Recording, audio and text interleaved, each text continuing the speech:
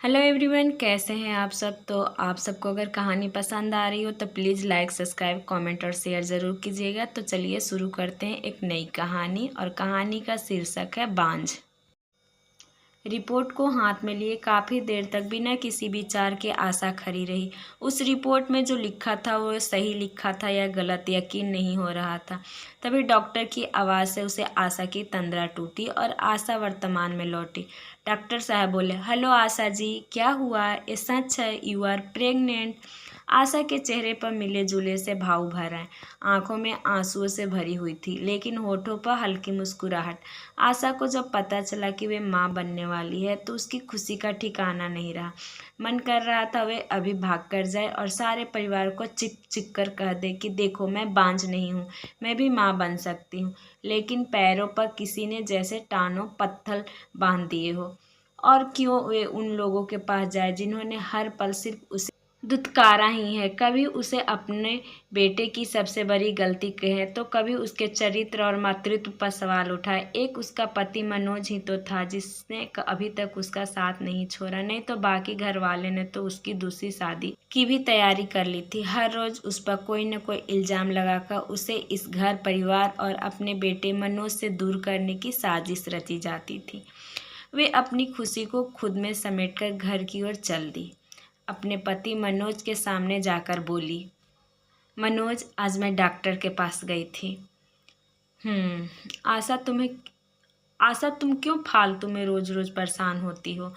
मैंने कहा था ना तुमसे कि चाहे कोई कुछ भी कहे, मुझे फर्क नहीं पड़ता। मनोज, मैं जानती हूँ तुम्हें सब की बातों से फर्क नहीं पड़ता, लेकिन मुझे फर्क पड़ता है। तुम सबकी तरह मुझ पर इल्ज़ाम नहीं लगाते, लेकिन क्या तुम्हारी दिली इच्छा नहीं कि तुम भी पिता बनो? आशा, जरूरी नहीं कि इंसान की हर इच्छा पूरी हो सके। मनोज, लेकिन यदि तुम्हारी ये इच्छा पूरी हो गई तो क्या क्या बोला तुमने? हाँ मनोज, तुम पापा बनने वाले हो और मैं माँ, आशा ने रोते हुए कहा। मनोज को अपने कानों पर विश्वास नहीं हो रहा था। शादी के 10 साल बाद तो उसने ये उम्मीद ही छोड़ दी थी कि उसे कभी संतान का सुख भी प्राप्त होगा। उसने खुशी से आशा को गले लगा लिया। आशा, चलो घर में सबको बताते हैं। माँ, पापा, आपने सुना, आप दादा दादी बनने वाले हैं, मैंने खुशी से चिल्लाते हुए कहा। मनोज की माँ इस बात पर खुश होने के बजाय उल्टा बोलने लगे। ये हो ही नहीं सकता। ये जरूर इसकी कोई चाल है बेटा। ये सोच रही होगी कि ऐसे झूठ बोलने से ये तलाक से बच जाएगी। बस माँ, बहुत हो गया। मैं अपनी पत्नी का और अपमान बर्दाश्त नहीं करूँगा। ये अगर माँ नहीं बनती तो भी मैं आशा को छोड़ने के बारे में कभी सोच भी नहीं सकता। यदि आप इस वक्त भी आशा को उल्टा सीधा बोलने से बाज नहीं आए तो मैं अपनी पत्नी को यहाँ से दूर ले जाऊंगा। इतने सालों तक इसने जो मानसिक तनाव सहा है, मैं इसे और नहीं सहने दूंगा। बेटा, ये तू क्या बोल रहा है? इस औरत के लिए तू अपने माँ बाप को छोड़कर चला जाएगा? यही संस्कार दिए हैं हमने तुम्हें? माँ तिलमिलाए स्वर में बोली। हाँ माँ, आपने ठीक सुना, क्योंकि ये औरत मेरी पत्नी है और ये भी मैंने आपसे ही सीखा है। माँ की एक पत्नी से ही परिवार पूरा होता है। पति पत्नी का रिश्ता अटूट बंधन होता है। आपने तो पापा को मजबूर कर दिया था दादा दादी को छोड़कर अलग रहने के लिए।